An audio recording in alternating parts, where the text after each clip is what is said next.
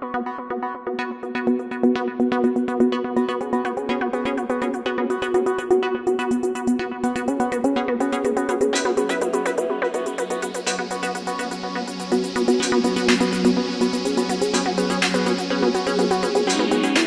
बिहार। गांधी जी गुजरात में पैदा हुए और दक्षिण अफ्रीका में अपना पेशा किया और उसको आसरा कहाँ मिला? स्वाधीनता दिवस में, स्वाधीनता आंदोलन में। फिर फिरंगियों को भगाने का सबसे बड़ा केंद्र बना आपका बिहार। तो संघर्ष की भूमि बिहार, परिवर्तन की भूमि बिहार। 74 आंदोलन आप बच्चे नहीं जानते होंगे, लेकिन आप नहीं भी मैंने स्मरण छोड़े होंगे। गौरवमयी परंपराओं का बिहार, दुनिया को दर्शन सिखाने वाला बिहार, बुद्ध महावीर की धरती बिहार। पता नहीं अपनी किस विरासत को ढूंढ रहा है, उस विरासत को लौटाना हम सबकी जिम्मेवारी। दुख होता है यह कहते हुए, दुनिया में 193-94 देश हैं, मगर जातियों का ये जाल सिर्फ हिंदी बाहुल या हिंदू बाहुल देश में नहीं है। प्रभु परमात्मा खुदा ईश्वर, मेरी समझ है, आपके विचार पर छोड़ता हूं। किसी जाति के दास नहीं। तुलसीदास जी ने लिखा, लोग कहते हम पढ़े नहीं हैं लेकिन ज्ञानियों से सुने हैं, पता नहीं कुछ त्रुटि होती हो तो माफ करिएगा। तुलसीदास जी ने जहां कहा, क्षितिजल पावर गगन समीरा, पंच रच दिया अधम शरीरा। 5 तत्वों के मेल से अगर शरीर की संरचना हुई तो इसमें जातियां कहां से आई, यह चिंता का विषय है। और ईश्वर अगर जाति बनाए होते तो जाति का बीज ये नेपाल, भारत और बिहारियों के से फटा देश मॉरिशस में छोड़ के नहीं भागेगा। जाति की बीज निश्चित रूप से ईश्वर ने नहीं लगाया। ईश्वर इससे कुपित हुए, भगवान जी कुपित हुए जाति व्यवस्था से। तो भगवान राम जी कुपित हुए, दुखी हुए कि कौन सा देश है, कि कौन सा समाज है, इसका न छुओ, उसका न खाओ, उसका न पियो, उससे हाथ मत मिलाओ। तो भगवान राम जी सबरी के जूठ बेर खाए। इस बात को कितने लोग जानते हैं? हाथ उठाइए। बच्चे भी जानते, बच्चों के लिए ताली।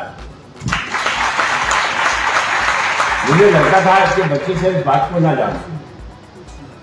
यकीन मानिए, मुझे पक्का विश्वास है भगवान जी इन जातियों के जाल से मुक्ति चाहते थे समाज का, इसलिए सबरी का जूठ बेर खा के दिखाया।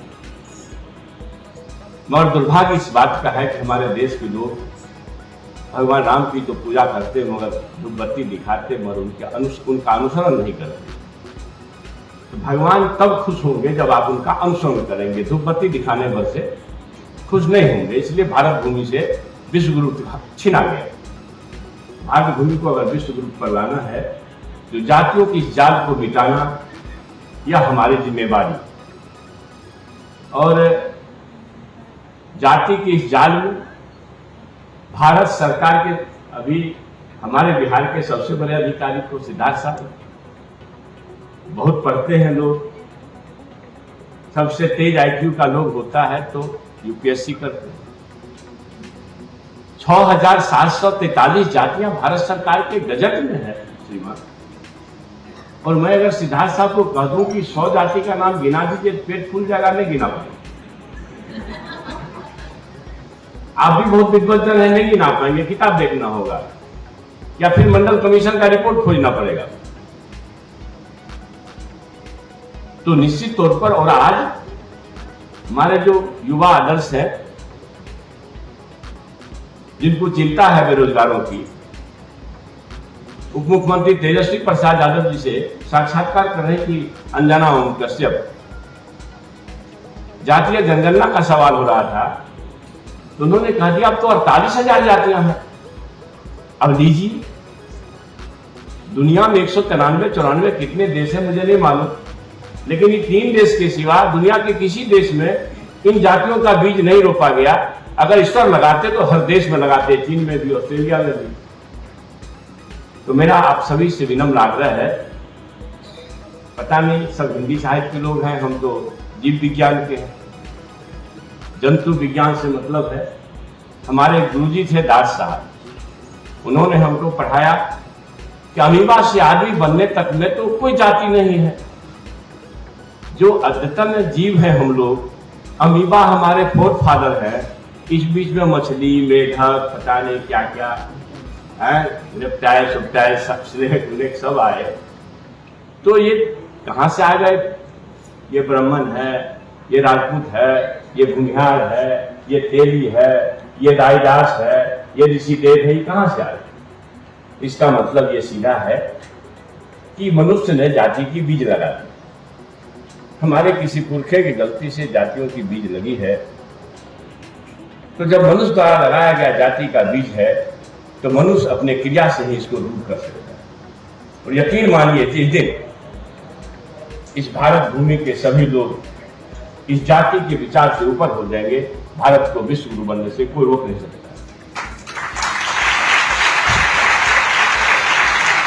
भगवान राम की सबरी के युद्ध पर खा सकते हैं, मगर आज भी सबरी मंदिर में जाने से रोकी जाती है, वर्जित है। ये चिंता कर, ज्यादा दिन नहीं हुआ है, 5 साल पहले मांझी साहब मधुबनी के दुर्गा मंदिर में गए और पता है हमारे समाज के परदशीलता को मारने वाले, यथास्थिति वाले लोगों ने बाद में उसको गंगा जल से धो दिया। ज्यादा दिन नहीं हुआ, मांझी साहब मुख्यमंत्री से मंदिर छुआ जाता हो,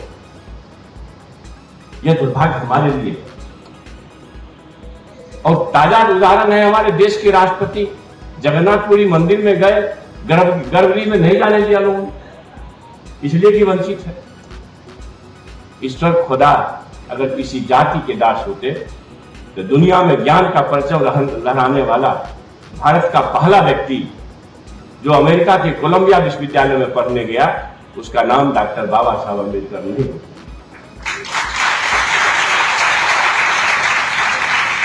महिला शिक्षा की प्रतिमूर्ति, पहली महिला शिक्षिका वंचित समाज में पैदा होने वाली सावित्रीबाई फुले नहीं। इस पर कहां कोई बाधा खड़ा करते? बाधा तो हम आप खड़ा करते। मुझे पक्का विश्वास है जिस दिन ये बाधा आप दूर करेंगे, भारत विश्व गुरु बनेगा, नहीं तो सपना देखना भी छोड़ दीजिए। जय बिहार, जय।